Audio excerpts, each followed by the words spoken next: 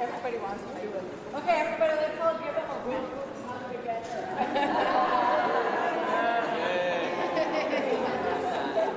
Get down, get down. It's like there's so many arms. I'm always in the air. That want to be hugging you. Okay, all right, let's all get out. Come on, guys. Love you all. You're so blessed and so thankful for each and every one of you. Thank you.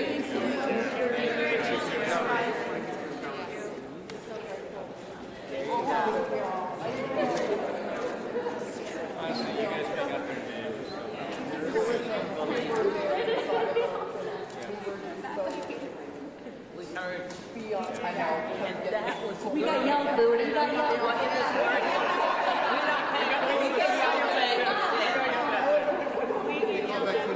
No way. No way. Good trouble. Could have been good trouble. It was the irony of being told to be quiet. Right. Okay. All right.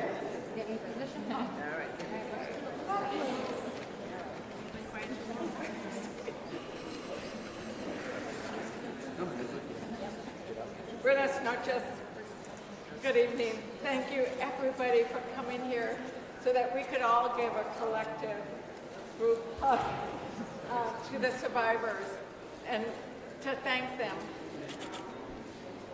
To thank them for the courage that they had. Because tonight, or today, the House voted to pass the Epstein Transparency Act, but all we did was vote. It was the women survivors who are here with us tonight who passed this bill. Because it was their bravery, it was their pain, and it was their light that shone through the darkness that passed this bill today.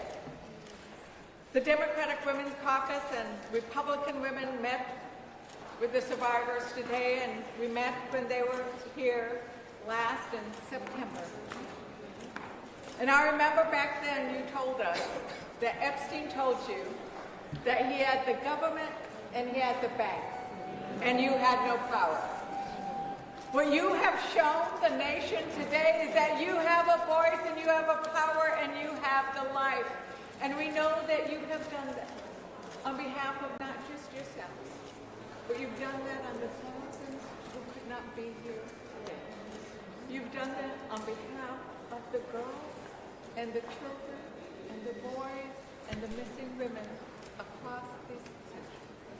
Because anytime any girl or woman or boy is abused or trafficked or raped, you must all speak up. I come from New Mexico, and my district has the sort of ranch.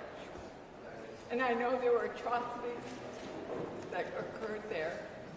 But what you have done today, and what we will hopefully have done in the Senate, will begin changing the way in which we think about this crime, the way we think about the idea that the elite and the powerful believe that they can get away with it. That's right. Because you have shown that we will not let them get away with it. And so we know that you are standing here for so many. And I want to say that we are standing in solidarity with you, and that we wish we could all give you hugs every single day, because we know that the courage you have done, that the pain you experience, that every time you have to testify about it, every time you have to show up, every time you have to push back on that lie, it is reopening the trauma and the pain that you endure. And for that, we are grateful. And now I want to pass it over to Lauren Hirsch, the National Director of the World Without Exploitation. And let us each hope that we get a world without exploitation.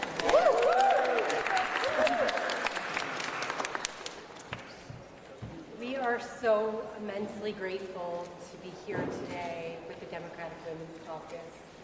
Your leadership has just been extraordinary. You did what these women have asked people to do for the last 3+ decades, which was to listen to them, to stand with them, and to release their truth.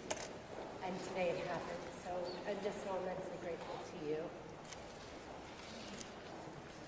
There are so many heroes in this room that we are all collectively blown away to be standing beside you. But truthfully, the true heroes are these women to my right and to my left. And this moment belongs to them. For decades, these survivors have fought tirelessly, relentlessly. So many people told them this will never happen. This is impossible.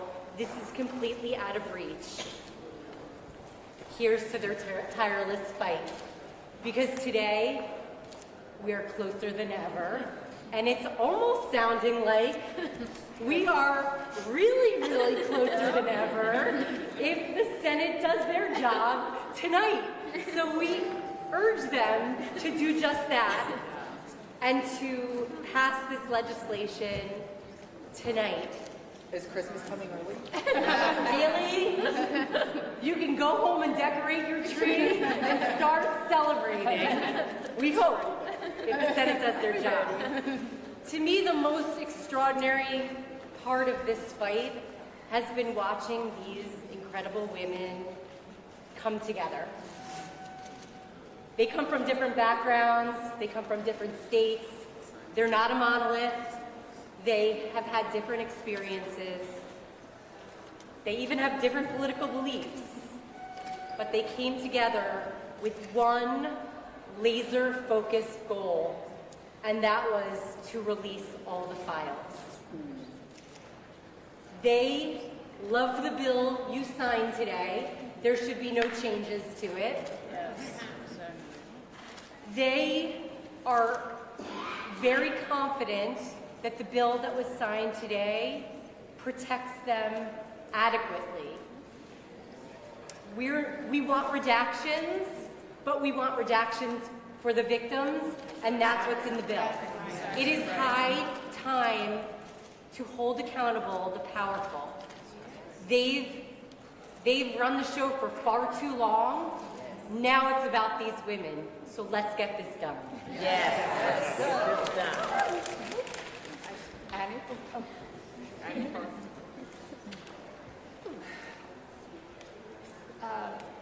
I think it was about, or not even a week ago maybe, that I was sitting in a TV studio hearing some men talk about what this next legislative process entailed and how it was really incredibly unlikely that we would ever make it to pass this point. Maybe we get the votes we needed in the House. And so I just think that the fact that we are here with a nearly unanimous vote today says so much, and that we are really about the power of people coming together and the power of women coming together. So I want to also express my gratitude to all the people sitting here behind us. That we have not been heard for so long, and I think the power of being heard and being recognized and being validated is incredibly healing. So thank you so much. Yes.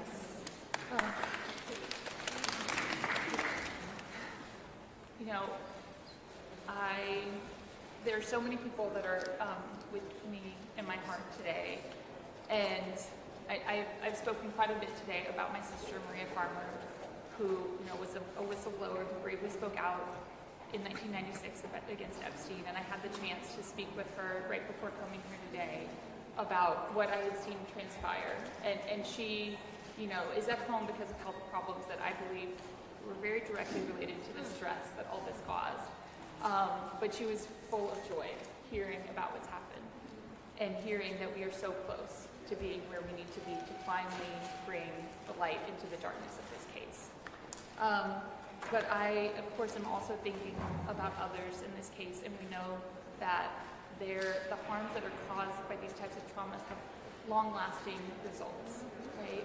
And there are people that are no longer with us, in part due to the trauma that they suffered because of this case. One of those women I've been thinking of today is Carolyn Adriano, who spoke out so bravely in the Maxwell trial, which I know as a witness in that case was an extremely stressful experience. And after that, she lost her life to, I think, issues related to just the stress of all the trauma that she had been through in her life. And I think that's what people sometimes don't understand about the lasting effects of these types of crimes. I've had the opportunity, the great privilege of my life as a psychologist to work with people who have been victims of these types of crimes in all different settings. One of the most transformative experiences in my life was working with Native Alaskan women in rural Alaska, Yupik women, where there are very high rates of child sexual abuse and exploitation. And what I saw from them in terms of the courage and resilience in moving forward really inspired me. Long before I had ever spoken out in this case, right? And since then, doing therapy with women, I've seen so much of how the long-lasting impacts of these things. And so I am thinking about so many women as I am here today. And most of all, I am thinking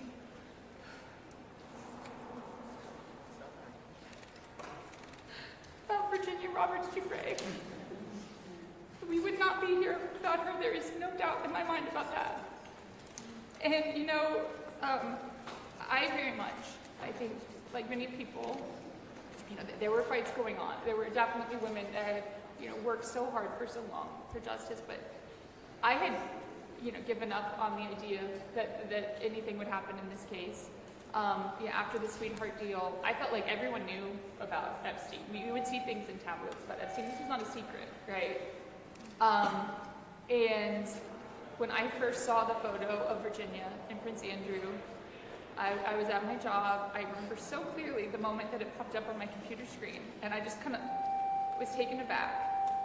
And I just immediately knew the truth behind that photo, and I felt the bravery of this woman who was taking on the world with this story and was being met with such contempt and disrespect.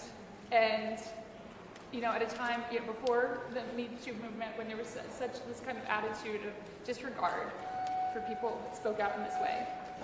And it was a short time later that I was contacted by an attorney and told about her defamation suit.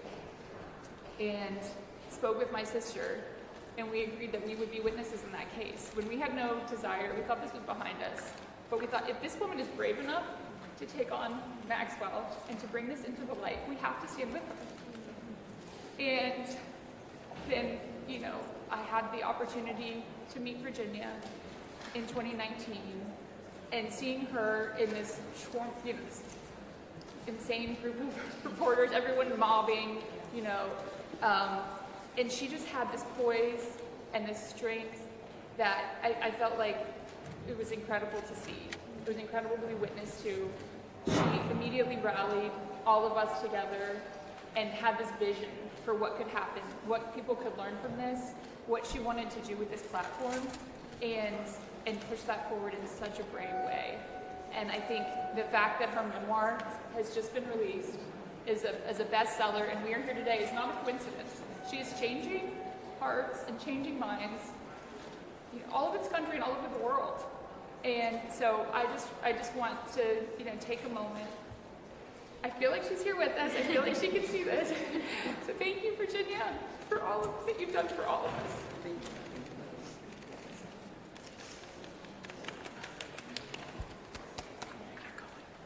So, as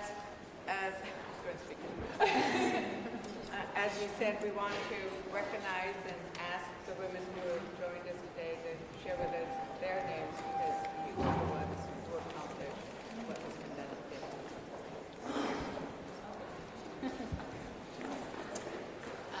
Hello, and my name is Teresa J. Helm.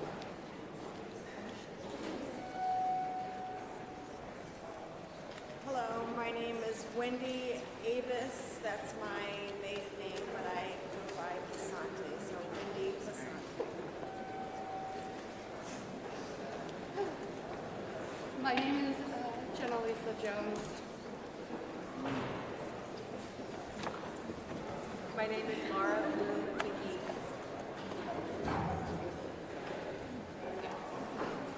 My name is Danny Bensky. My name is Liz Stein. For the survivors at home, I'm Lucy Phillips.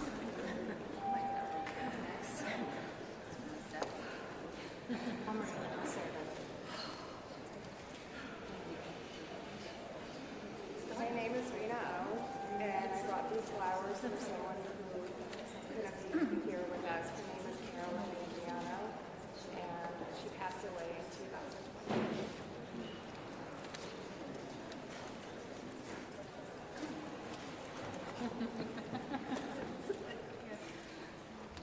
And as many of us who are looking at our phones know that the Senate has passed the bill.